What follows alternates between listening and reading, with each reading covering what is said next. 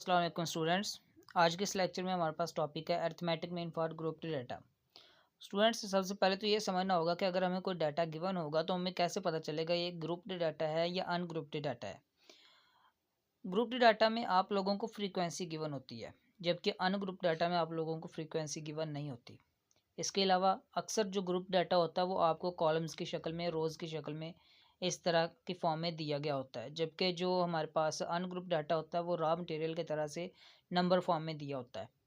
ठीक है, तो इस तरह से आपको आसानी से पता चल जाएगा कि आपके पास ग्रुप डाटा कौन सा है और अनग्रुप डाटा कौन सा है। ग्रुप डाटा को हम तीन मेथड से सॉल्व कर सकते हैं: डायरेक्ट मेथड यानी लॉन्ग मेथड, इनडायरेक्ट मेथड यानी शॉर्ट मेथड, और स्टेप डेविएशन मेथड यानी कि कोडिंग मेथड। एग्जाम्पल नंबर 1 की तरफ चलते हैं। उसमें हमें एक ग्रुप डाटा गिवन है, कहता है कि उसका आप अरिथमेटिक मीन फाइंड करें डायरेक्ट मेथड से, इनडायरेक्ट मेथड से और कोडिंग मेथड से। स्टूडेंट्स, डायरेक्ट मेथड से सॉल्व करते हैं। उसके लिए हमारे पास फार्मूला मौजूद है, ये वाला। इसमें आप लोग देख सकते हैं कि हमारे पास फ्रीक्वेंसी आ रही है और समेशन ऑफ फ्रीक्वेंसीज आ रही है, दोनों चीज़ें मौजूद हैं। उसके अलावा फ्रीक्वेंसी और एक्स का प्रोडक्ट आ रहा है और फिर जितने भी प्रोडक्ट्स आ रहे हैं उन तमाम का समेशन आ रहा है। तो ये चीज़ हमने फाइंड करनी है। तो पहले तो हमें एक्स फाइंड करना पड़ेगा। तो एक्स कैसे फाइंड करेंगे, वो आपके पास जो क्लास लिमिट्स गिवन है ना स्टूडेंट्स, हर क्लास के लिए हमारे पास एक्स की डिफरेंट वैल्यू आ रही है। तो आपके पास जो क्लास लिमिट्स हैं, ये लोअर क्लास लिमिट, ये अपर क्लास लिमिट, इन दोनों को आप प्लस करेंगे, यानी कि 4 + 6, इसका आंसर आया 10। इसको आप डिवाइड करेंगे 2 पे तो हमारे पास आंसर आ जाएगा 5। ये हमारे पास फर्स्ट क्लास की एक्स की वैल्यू आ जाएगी। ठीक है, अब सेकंड क्लास में आप 9 + 7, ये आ जाएगा 16, और उसको 2 पे डिवाइड करेंगे तो ये आ जाएगा हमारे पास 8। ठीक है, तो इसी तरह से ये 11 और ये 14 आ जाएगा। अब आपको चाहिए फार्मूला के अकॉर्डिंग एफ और एक्स का प्रोडक्ट।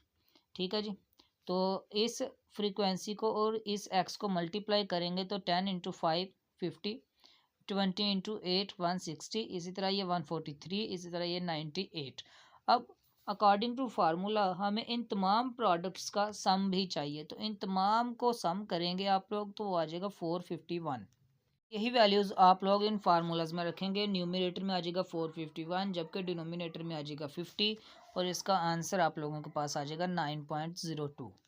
बस अगर आपको याद हो तो हमने प्रीवियस लेक्चर में indirect method for ungroup data सीखा था। उसमें हमने ए के बारे में सीखा, फिर हमने डी के बारे में सीखा और उनको फाइंड करना सीखा था। ठीक है जी, तो आज भी हमारे पास ग्रुप डाटा के लिए भी ये सेम प्रोसेस है, बस इसमें एक इजाफी काम ये है कि हमारे पास जो डी है उसके साथ एफ मल्टीप्लाई हो रहा है और फिर इनके प्रोडक्ट्स का सम आ रहा है। बाकी काम हमारा वही है। तो चलते हैं जी क्वेश्चन की तरफ। तो हमें जो डाटा गिवन था वो सिर्फ इतना गिवन था। ठीक है जी, क्लासेस गिवन थी और फ्रीक्वेंसी गिवन थी। तो डायरेक्ट मेथड में हमने एक्स फाइंड कर लिया था, तो इनडायरेक्ट मेथड में भी आप लोगों को एक्स फाइंड करना पड़ेगा, और इस एक्स वाली टर्म्स में से ही कोई एक टर्म आप अपनी मर्ज़ी की एज्यूम कर लेंगे। तो फ़र्ज़ करें जी यहाँ पर एज्यूम की गई है वैल्यू 8, तो 8 हमने एज्यूम कर ली। अब हमने डी फाइंड करना है। डी होता है कि हर एक्स में से आप अपनी एज्यूम की हुई वैल्यू को माइनस करेंगे। तो 5 में से माइनस करेंगे तो -3 आ जाएगा, 8 में से 8 माइनस करेंगे तो 0 आ जाएगा, 11 में से 8 माइनस करेंगे तो 3 आ जाएगा, और 14 में से 8 माइनस करेंगे तो 6 आ जाएगा। इसके अलावा अब फार्मूला की तरफ अगर हम देखें तो हमें प्रोडक्ट चाहिए एफ़ का और डी का।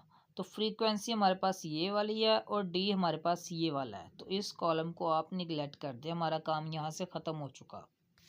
अब आप देख सकते हैं कि फ़र्स्ट क्लास में जो फर्स्ट फ्रीक्वेंसी है वो है हमारे पास 10 और फर्स्ट डी की वैल्यू है -3। इनको मल्टीप्लाई करेंगे तो -30, फिर 20 को और 0 को मल्टीप्लाई करेंगे तो 0, 13 और 3 को मल्टीप्लाई किया तो 39, 7 और 6 को मल्टीप्लाई किया तो 42। अब अकॉर्डिंग टू फार्मूला हमें तमाम प्रोडक्ट्स का सम भी चाहिए, तो आप इन तमाम प्रोडक्ट्स को ऐड करेंगे तो आपके पास 51 आंसर आ जाएगा। अब देखें जी, फार्मूला में हमने वैल्यूज़ पुट करनी थी इनके सम की वैल्यू आ चुकी, फिर सम ऑफ फ्रीक्वेंसीज उसकी वैल्यू 50 वो भी मौजूद है, और ए जो कि एज्यूम्ड वैल्यू थी वो हमने 8 लेट की थी वो भी मौजूद है। अब तमाम वैल्यूज़ आप लोग फार्मूला में पुट करें तो आपके पास आंसर आ जाएगा 9.02। स्टूडेंट्स अब चलते हैं स्टेप डेविएशन मेथड यानी कोडिंग मेथड की तरफ।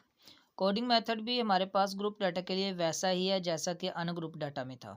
इसमें इजाफा सिर्फ फ्रीक्वेंसी का है कि फ्रीक्वेंसी जो है वो यू के साथ मल्टीप्लाई होगी। अब हमारे पास ए जो है वो एज्यूम्ड वैल्यू वो हमने एज्यूम कर ली 8 है, और एच जो हमारे पास वो क्लास साइज़ है वो हमारे पास 3 है। वो कैसे आएगा आप लोगों के पास, ये जो आपको क्लासेस गिवन है इसमें हमारे पास 4 से लेके 6 तक का, यानी कि इसमें 4 भी आ रहा है, इसमें 5 भी आ रहा है, इसमें 6 भी आ रहा है, तो 3 नंबर इसमें आ रहे हैं, तो इसका क्लास साइज़ कितना है, 3 है। इसी तरह नेक्स्ट वाली है 7, 8 और 9 पर मुश्तमिल है, तो इसमें भी हमारे पास क्लास साइज़ कितना है, 3। तो इस तरह से आप इनका क्लास साइज़ फाइंड आउट कर सकते हैं। ठीक है स्टूडेंट्स, इसके बाद आप लोगों ने यू फाइंड करना है, तो उसके बारे में हमने आपको प्रीवियस लेक्चर में बताया हुआ है। टॉप कॉर्नर पे आपको उसका लिंक भी मिल जाएगा लेक्चर का।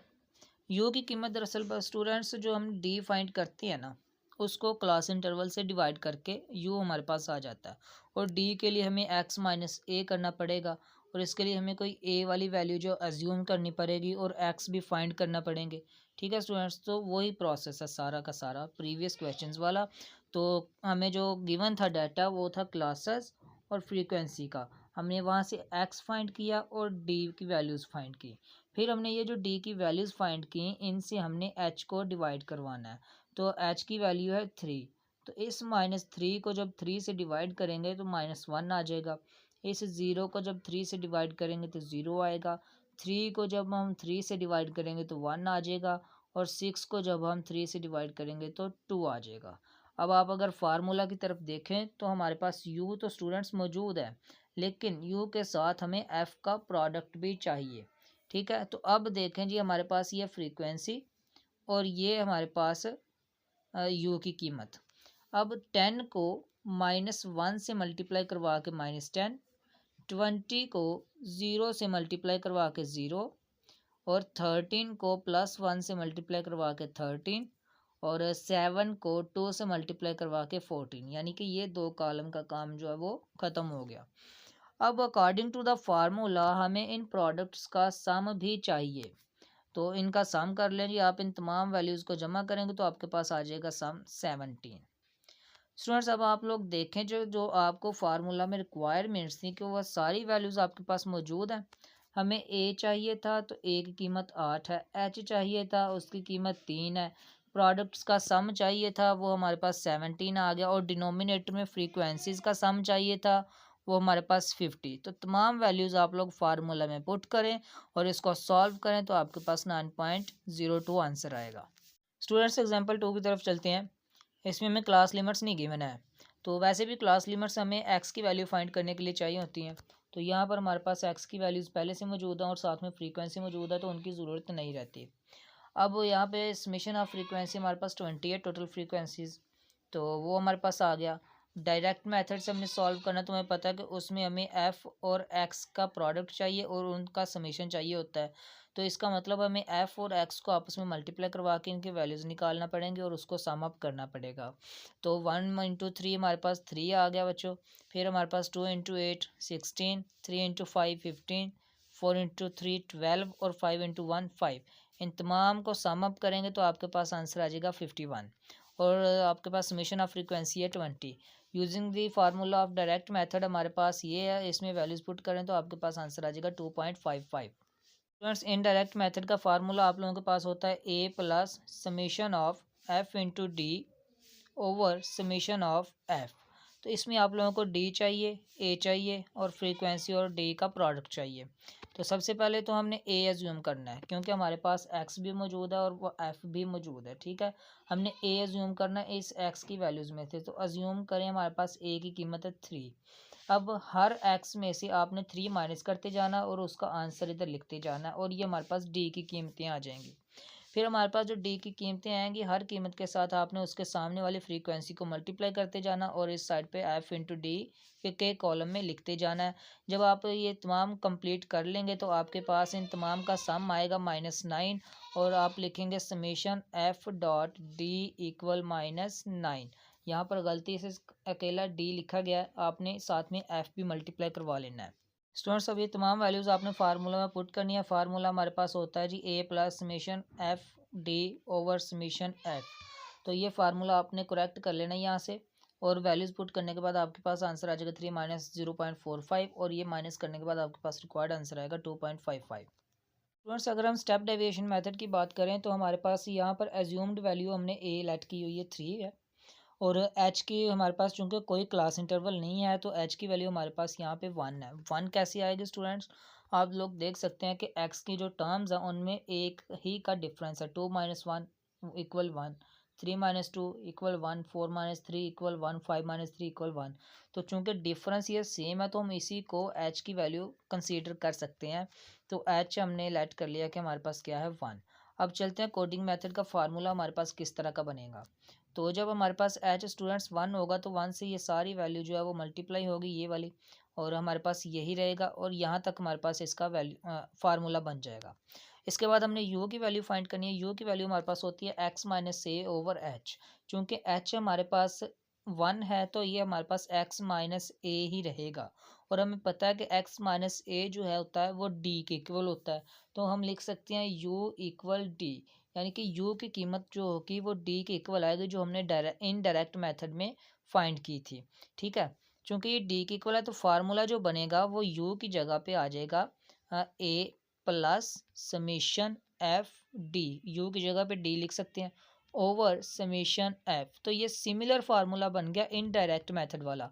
तो उसी तरह से ये सवाल हल होगा और वही सेम आंसर आएगा आपके पास।